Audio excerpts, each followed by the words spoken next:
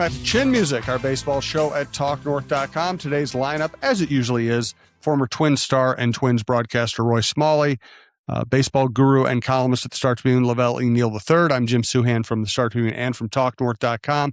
We're coming to you from the Aquarius Home Services studio. We're presented by Onyx Maps.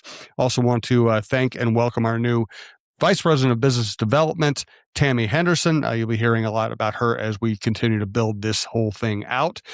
We are recording on Tuesday, so we've seen 4 regular games. And before we get to what we've seen, and I do want to talk about Taj Bradley, The Athletic did a survey of more than 11,000 baseball fans. And they basically asked, what is your level of optimism about your team entering the season? They found that 72% of baseball fans are optimistic about their team. That's up from about 60% at this time last year.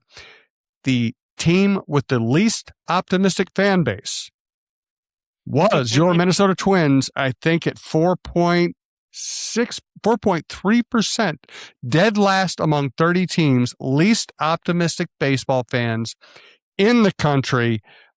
Is that rational or irrational, Royce Smalley? I think it's closer to rational than irrational. Let's put it this way. I think for Twins fans, it is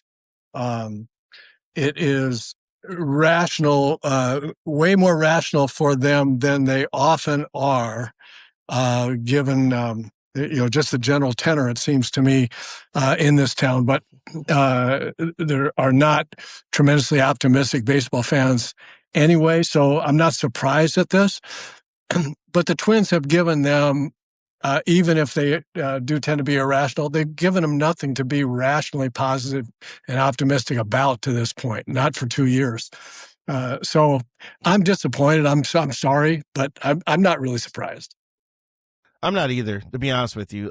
Just what's happened in the last 3 years alone, going back to how things have devolved since they defeated the Toronto Blue Jays in the postseason, cutting payroll right away, using the term right size, giving everybody hope that when they put the team on the market and then pulling it back, that's just toying with people's emotions there when you're saying that the Pollard family's finally going to get out of this business after X amount of years. And then, we changed our minds. We're just going to bring in more investors and we're going to keep the team. I think the emotions have been played with here. I think attitudes are fraught with peril with this franchise. So I'm not surprised that it was just 4.3%. I'm curious what the 4.3% responders, I wonder what the rationale is for having some hope, considering what is going on with this franchise. Well, I'll say that 2% of Dodgers fans are not optimistic. So I think anytime you have a large voting base, there's always going to be like a 2 to 5% crazy factor. It doesn't have anything to do with logic. So I think 4% is about as low as you can get, probably. Yeah, I think that's right. I think that's right. And the issue is not solely what the prospects of the team are. The issue, there are going to be north of 50% of folks that are going to answer negatively about how they feel about the Twins just because of the ownership, right? I mean, it's going to be, pick a number. It's going to be, 60% every day of the week and 80% when, if you add in what's happened lately, and then the other 16% comes from people that are looking at this rationally and saying, I don't see the players, right? I don't see the players competing against, the rest of the league. So right now, it's not surprising that it's 4%. If it had been, 20%, I think it would have been a little bit more skewed toward people looking at the actual prospects of the team. But I think the negativity surrounding the ownership is just so large that you get either anger or apathy down to about 70 or 80% of the fan base right now, I think. Now, I hope Tom Pollard's looking at these numbers and realizing that I can't come out here and say I tried to sign Framber Valdez without signing Framber Valdez, because all that does is just make things even worse. They don't want to know how the cake is going to be baked. They want to get their slice when it's ready to eat. And that's not the way to go about doing that. And I hope he understands that how much work he has to do here. The Twins are begging people to come to the home opener, guys. They're offering $20 tickets for their home opener. This used to be we get to spring training the first week at camp. They're announcing that opening day is sold out. And that's how far things have fallen here with this fan base. And to piggyback on that, it sounds like when you hear Tom Pohlad speak, I'm not sure he gets it. No, I don't. And I think it's also a little bit of continuation it's worse than Joe. I think Joe did that a little bit, but with Tom, it's a little bit different. He's coming in, and this is a guy who, was an intern for Major League Baseball over 28 years ago. And he went another direction for 28 years, and now he's back in baseball. Thinking he can solve baseball's problems after running the Pohlad companies for 28 years, or however long it is. And I think he has to take time to figure out what tone he's hearing before he sounds tone deaf. I thought Joe was earnest and eager, if overmatched. Tom sounds like he has all the answers and doesn't want to tell us what they are. That's a bad combination. That's a bad combination. Yeah. All right, let's move on to baseball here. 4 games in. I'm going to start with a positive. Then I'm going to ask you guys what struck you about the first 4 games. I also have a negative I will get to. The positive is I loved what I saw out of Taj Bradley. He needs to be more efficient, needs to work ahead in the count. But in terms of easy velocity, easy stuff, what looked like some command of his emotions on the mound in a big start for him.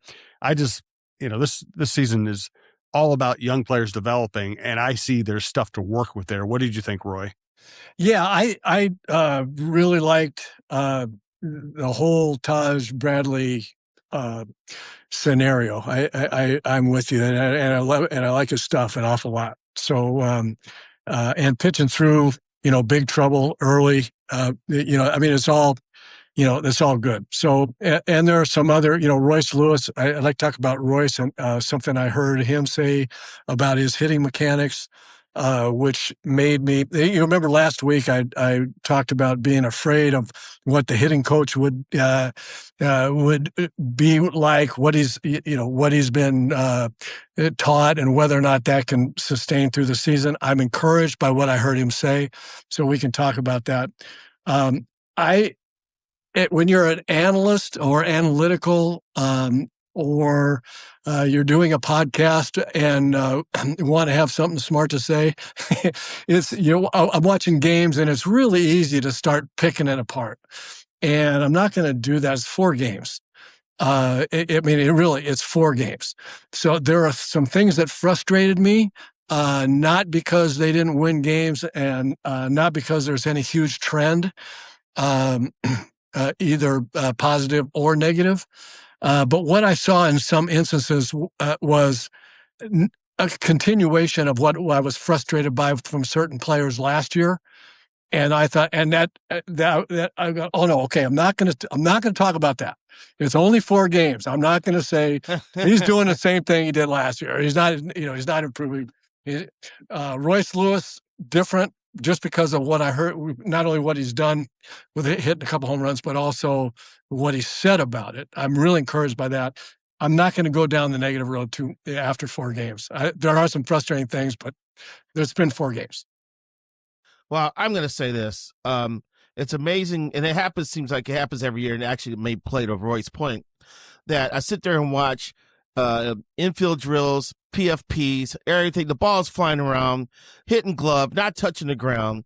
Now the games count. I've seen a pitcher overthrow first base. I've seen the Twins ran themselves into 3 outs on Sunday in Baltimore. Austin Martin got picked off of first base. And I'm like, you guys just spent 6 weeks working on all this. You should be a little more crisp in this. Especially someone like Martin, who finished the season last season on a high note. And he should be carrying that momentum into this year. And all he has done is thrown to the wrong base and gotten picked off and not hit lefties. As we see, the Twins offense looks anemic against lefties already this year. I hope this isn't a harbinger of things to come. Yeah, I did not like, and Roy's point is well made. It's 4 games, and 4 games mean almost nothing in baseball. I will say that game 1, Austin Martin throws to the wrong base, cost them the winning run. Game 3, they have 3 outs on the bases. Game 4, they have a pickoff on the bases. This team isn't good enough to get away with mental mistakes. And as to LaVelle's point, no matter how many games they've played, no matter how insignificant the amount of games they've played is, I just hate to see this team start off making mental mistakes. Physical mistakes are going to happen. Sometimes you're going to get beat. Sometimes you're going to face a good pitcher. But the mental mistakes are already driving me crazy. Yeah, all those things that you all brought up are absolutely true and frustrating and need to be stopped. Like right now, I'll give Austin Martin a bit of a break. It wasn't exactly a pickoff. He was going first move as left-hander. They don't. The thing that's frustrating goes beyond that. The thing that's frustrating about if you want to steal bases, then you have to spend time understanding what a pitcher's move is, and you have to be able to read his move and not just guess. Well, here's a left-hander, so we got no chance of knowing when he's going home and when he's going to first. So the only thing we're going to do is go when he picks up his front leg. Just go on the first move, and it's a total guess. It's not stealing a base; it's a total guess. And coming from my era, and I'm sorry to harken back to, and it's not like it was in the old days, but the truth of the matter is, I've said this before, and it should be still germane. I talked with Maury Wills, I talked with Lou Brock, I talked with Ricky Henderson. They all said, yeah, I'd rather steal off a left-hander than a right-hander from first base because they would study the move, and they knew. They didn't have to guess. They knew when the pitcher picked up his front leg about a foot into the raising of the leg, they knew where he was going, home or first. And they didn't get picked off, and they stole second base almost at will. So it's a big difference. It's one thing to get fooled by the move when you're not stealing and get picked off. That would be a really bad mental mistake. But I'm going to chalk this up to, this is not the way you steal second. Hey, if it worked and he went to the plate, he steals it without a throw. But it's a total guess. It's not stealing second base. We're guessing that we're going to be right, and they were wrong that time. That almost sounds, Roy, when you say it that way, because, I covered Kirby Puckett and Paul Molitor and people who were great at reading pitchers, who made an art form out of it. I almost wonder if analytics get in the way of that kind of study, because you're looking at a spreadsheet saying you should go now instead of doing what, your generation did and the subsequent generation did, which was study the pitcher so you know exactly when to go based on what's happening on the field. I think that's right. And the thing about, now is that, all these hitters spend all the time looking at pitchers. They sit in front of their iPads, in the clubhouse and look at pitchers from a hitter standpoint. Look what he's throwing. Look where his release points are. All these kinds of things. You can do the same thing. There's got to be video of pitchers' moves, right? Or if there's not, I would put somebody in charge of that. If you want to steal bases, put somebody in charge of that and have the guys stare at a left-hander's move until they see the difference between home and first delivery, because there is a difference. I guarantee you there's a difference. Nothing to add, LaVelle? No, I think you guys pretty much summed it up perfectly. Especially with the left-hander on the mound. Torrey Hunter would look for calf muscles to move and little things like that to give him cues of when to still take off and try to steal second. So, it was just weird that it happened so early in the season with Martin. And I'm gonna lay off of him a little bit too, because at least he's gotten a couple of hits too. So, but. It's a long season. Hopefully we'll see how the Twins preseason investment pays off in the long haul. We're going to come back, talk about it. There have been positives. I'm going to bring up a couple more, and we also do our Booze and Blues segment at the end of the show.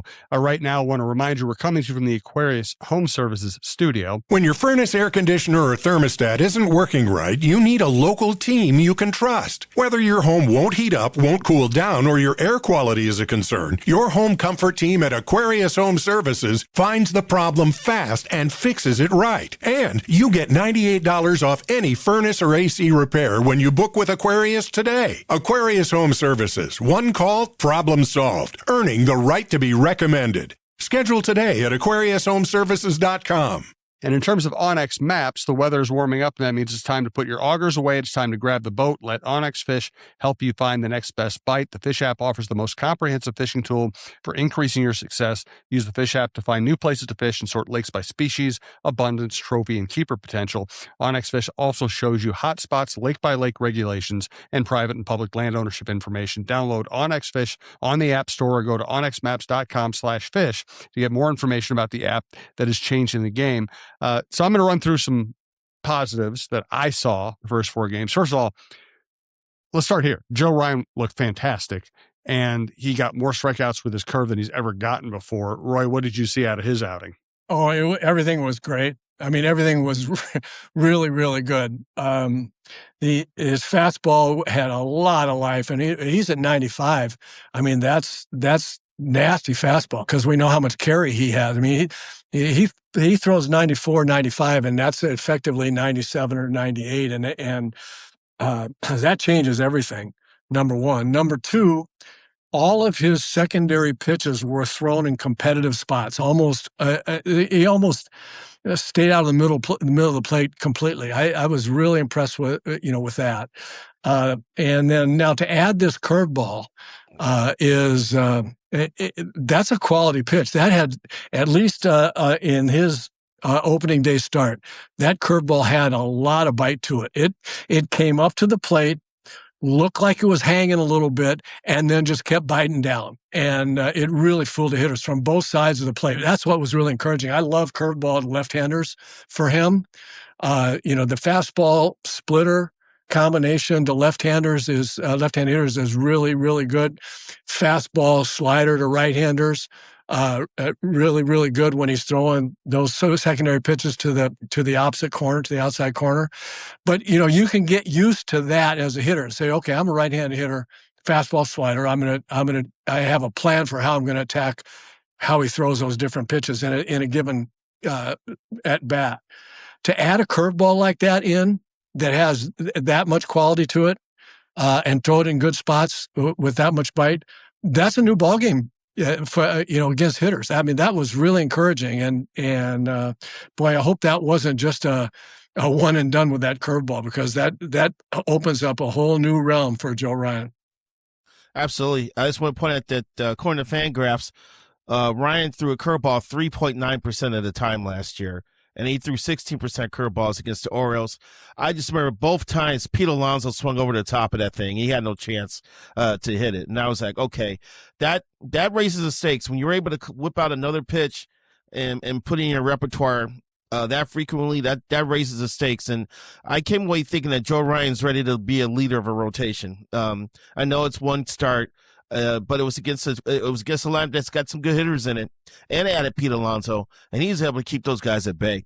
So and plus the way as Roy points out, the way his fastball carries, when you can have a curveball to pair with that and come out of that same high plane with the fastball that can carry, that really can mess up hitters, man. So yeah, I just like that comment. LaVelle, that's such a great point that I was going to make as well. Good for you, because that from that arm angle, you can see now, if you're looking for it, you can see from his arm angle, his fastball looks like it rises on its way to the plate. I mean, it almost looks like the old-fashioned solid plastic wiffle ball that you could throw with backspin, and the ball would go low to high.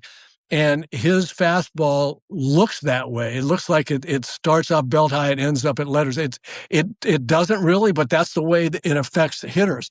Now you throw a it's not exactly 12-6, but it's 11-7, or what am I saying? 1-7 curveball out of that arm angle, when guys see the ball come up out of his hand a little bit, for that curveball comes up out of the hand first, and the first move's got to be fastball. The first thought has got to be fastball. They see that ball jump up out of his hand, and then all of a sudden it's biting the other way. It's a great point, LaVelle, because that's a great combination for him. Well, one of the few things I picked up from TK through the years about how the curveball can mess with the eye level of the hitter. Yep. And so I look out for that now with some of these guys. Another positive Byron Buxton is just running all over the place, and nobody's talking about health or worries or rest days or anything else. I don't want to take for granted that we're getting to see a great athlete just kind of get past all that stuff. He basically created a run by himself against the Orioles. Just moved himself around the bases and scored on a not that deep of a fly ball either. But he's so doggone fast. He's still one of the faster guys in baseball. And when he's playing like that, you could tell he's healthy and he's happy. And he's ready to wreak havoc, man. All those years of worrying how Buck's health was, we don't have to worry about that right now. Just watching him run is just a joy to behold, and just see how much speed can cause chaos on the field, because defenses have to be on point. They can't make a slight mistake. They can't bobble a grounder. They can't double clutch on the throw from the outfield, because that's gonna be 5 or 6 steps before they can recover. And next thing you know, Buxton's advanced the base. And once again, he did something what Roy pointed out too. He drove a ball to left center and ran it out to a triple. It's still not many players in baseball could drive a ball to left and leg out a triple. That's just remarkable. LaVelle, it wasn't even left center; it was down the line. That's the thing that's the thing that kills me. Before Buck, I had never seen a right-hand hitter with the left fielder playing straight away to slight pull, hit a ball down the left field line and get to third. I've never seen it. Buck has done it now that I've seen 4 times, and I mean, I'm sure he's done it more than that, but that's what I've seen. That doesn't happen. I don't care how fast somebody else is. You don't hit a ball down the left field line. A left-hander can do it. Left-hander can slap the ball that way. Everybody's pulled away around. And if he runs really well, it takes a long time for the left fielder to get there. But not a right-handed hitter that they basically play to pull. I mean, that's just crazy. And I was watching that ball. As soon as he hit it, I'm going, I wonder if he's going to try for third. And then the ball deflected a little bit funny. Didn't bounce right to the left fielder. And I'm sitting there watching it. I said out loud, I'm watching by myself. I said out loud, "Oh, that's a triple." As soon as it wasn't right back at the left fielder, and it wasn't, the left fielder played it well, but it was like no chance. How do we like having Buck bat second? It's hard not to bat him first or second. It really is because of that speed.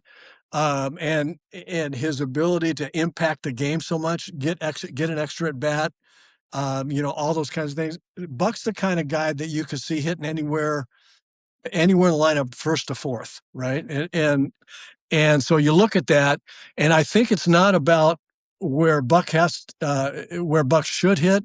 It's almost where he has to hit, because you look at the rest of the lineup and say, okay, if I don't bat Buck second, who am I batting second? And then who am I batting third? And who am I batting fourth? And you look at third and fourth, not a great option anywhere else. So Buck's got to hit it. He's got to hit second or third if he doesn't, or he's got to hit one of the top 3. And where he goes in the top 3 depends on the rest of how Shelton's feeling about the rest of the lineup. Yeah, I'm curious to see how the lineup's going to shake out going forward here. Part of me wants Keisha to bat leadoff, because I think he's got better on base potential than Austin Martin, but I'm going to let it play out for a while and see how it goes. But that's what I'm kind of thinking. If he bats first, then you say, okay, who's going to bat third? That's the biggest, yes. That's the biggest problem. And right now, that's kind of what I'm getting at. Right now, you're looking at, and it could be Buck, but I think if I'm Shelton, what I'm thinking is, okay, it's going to be Keisha first or second and Buck third, or it's going to be Keisha third and then Buck first or second. I mean, that's the way I'm thinking about it. So now he looks at his third spot and said, yeah, Buck strikes out an awful lot. He doesn't move the ball around the field an awful lot. I want to talk about that in a second. So I'm just going to put him up there where he can cause the most havoc as soon as possible. And I'm going to have my guy that takes the really great at bats and doesn't strike out. I'm going to have him hit third. That makes good sense. I hadn't really thought of it in those terms. That's a good way to look at it. And you said you were going to say about Buck not moving the ball around the field. What do you mean? Oh, this is one of those. It's been 4 games, and I don't want to be overly critical, and especially about Buck, because you don't want him to do anything other than what he does, which is slug, right? His slugging percentage potential, based on, his career, based on what he did last year. Okay, just slug it out. That's right. But in the first game in Baltimore, I think it was a 2-1 game. We talk about Austin Martin throwing to the wrong base. Buck was up with the runner on second base and hit a really weak ground ball to short, right? So he doesn't get the runner over. And I don't care so much about not getting the runner over per se. I care about Buck being up there and taking a weak swing at a curveball early in a count when it turned out to be a throwaway at bat. Right. So what I'm thinking is that you either have to say, Buck, I don't care about him moving the runner. I don't care about taking a weak at bat. I'm just going to let Buck be Buck and I'll accept whatever comes. Right. But there's a big part of me that says in that game, when that left-handed pitcher was pitching that well, and how good he is, and you got a runner on second, nobody out, then maybe, hey, Buck, hit it over the center field fence, okay? Not the left field fence. Hit it over the center field fence.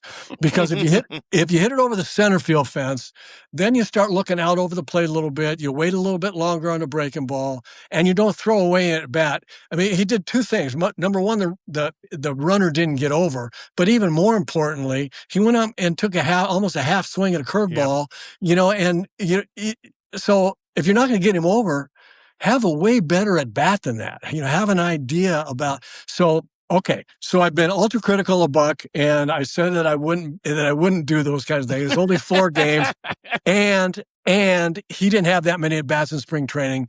I'm okay with all of it, but it's just one of those baseball analytics things when I look at that and say, this could be done a little better. Yeah, I want Buck taking a good hack. And I'll take whatever the result is. And I don't want Buck just advancing a runner one base. I want him to drive the guy in.